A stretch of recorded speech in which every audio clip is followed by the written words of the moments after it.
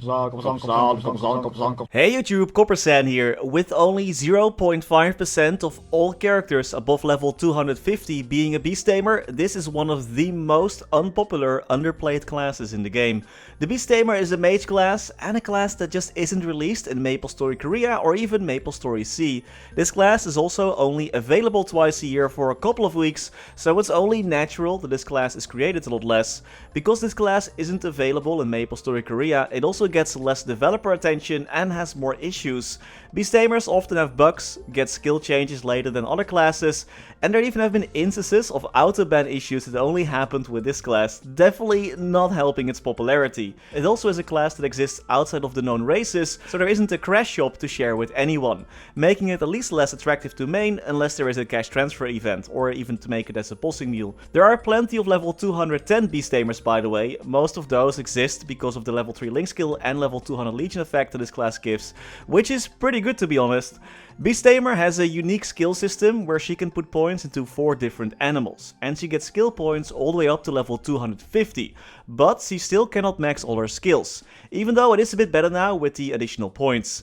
A lot of her skills require you to put in points in other skills of the same animal skill tree before they can be unlocked, so you can't just pick and choose, you have to follow a certain order. So that means you'll need quite a few skill points and quite a few skills. Beast Tamers can freely swap between her 4 animals, and each one of them has their own strengths. The bear is great at bossing, the leopard is great for mobbing, so is the bird, plus it gives a lot of mobility, and your cat is great at providing support. And her support is pretty good.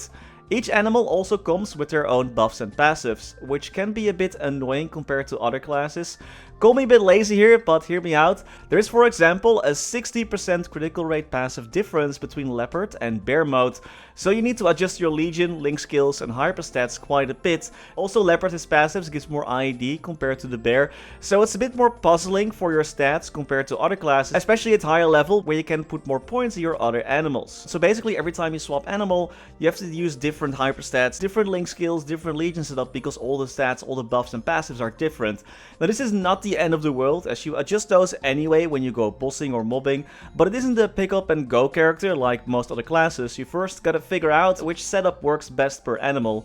By the way, there is one of her hyper skills that does allow her to use most of her buffs and passives for every animal for 60 seconds. Plus you can also reset her skills with a cash shop coupon.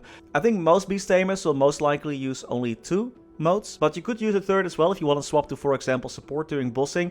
So this is something to keep in mind, you gotta swap around all those stats all the time. Anyway, now that you know a bit more about the class, how it works in its history, let's check out how well it holds up compared to other classes. This character is, like most of my mules, very underfunded with low nodes and between 2-3k stats. One of the pros of Beast Tamer is that her mobbing can be pretty diverse at least. I actually was grinding to level 200 with the bear because he can set the ground on fire by farting and has a few full screen attacks on low cooldowns that worked wonders in Fest 2. But I've mostly seen high level Beast Tamers grind with either Leopard or Hawk. Now keep in mind that I'm weak as heck with no nose to speak of really, so it won't look too sexy in this video, but you can definitely see where it's going here with the mobbing on your Leopard. You can dash around really fast and move all over the map thanks to your build and mobility. Leopard doesn't have the most amount of lines, so you will need a little bit of funding for it to feel better, but it can be quite fun to play with how fast your movement is, at least in my opinion. When using Leopard, you can also summon small babies that deal damage and cycle through your Flidiot skills for additional damage. Everything has low cooldowns, so there's always a skill to use. Not the flashiest skills, but it's pretty fun to dash around with in this form. However, most Beast Tamers that I have seen like to train with the Hawk. This animal has a few more buffs to manage, but it also offers way lazier grinding. When using Hawk, you can fly around the map every few seconds, which is not only really fun, it also means that you can get around quite quickly. When flying, little birdos will pop out and attack anything that they see, and you can use a 3-second cooldown attack which has some good range on it as well as your ultimate if you want to. This skill does lock you in place though.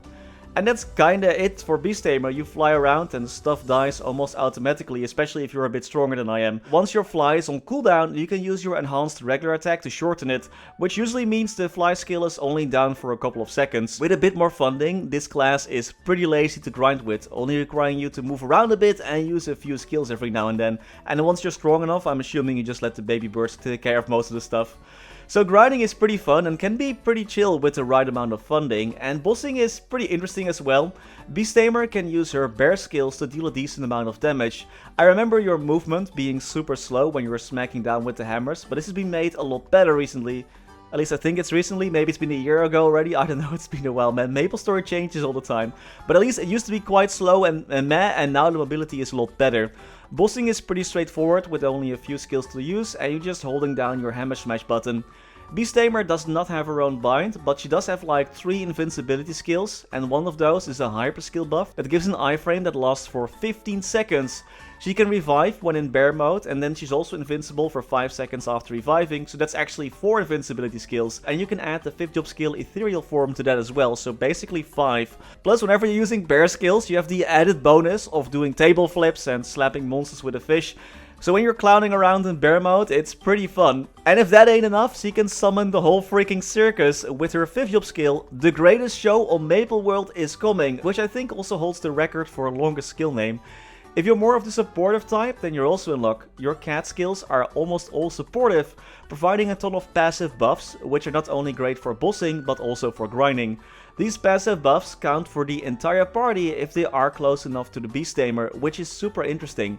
There are critical rate and critical damage, EXP, drop and ignore defense passive buffs for the entire party. Just stick close enough to the Tamer and you'll get those automatically whenever you swap to cat mode, and if you of course have the skills then. Besides that, your cat can create healing zones and buff up party members even more with the Meow card buff, giving like attack speed, more damage, things like that. Or she can even revive party members and remove statuses. Tamer is basically a bishop with cat ears. However, despite all of this, he still isn't played that much. I think I mentioned at the start of this video some of the biggest issues.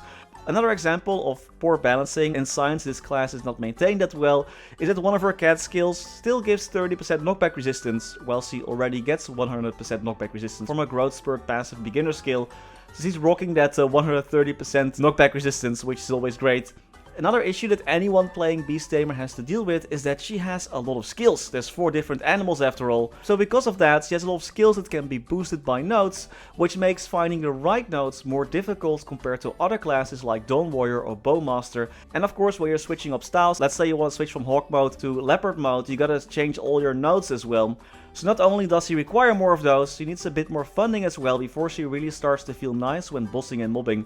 Her passive support is really good. She also has plenty of iframes, which makes bossing a lot easier, but no one seems to be willing to get her to a higher level to actually make use of it. You can also have a Tamer just chilling in your map and get those passive EXP buffs, which is pretty interesting. So because of the high node requirement, no one really makes her into a bossing mule, at least not that often. Her grinding is pretty fun, but again, the node situation is just really annoying. I would actually expect more people to make Tamer mules for when they're grinding, but that's not the case. And of course, there is her troubled past with autoban bugs, skill issues, random revamps, and of course the ever-looming threat that Nexon might delete another class.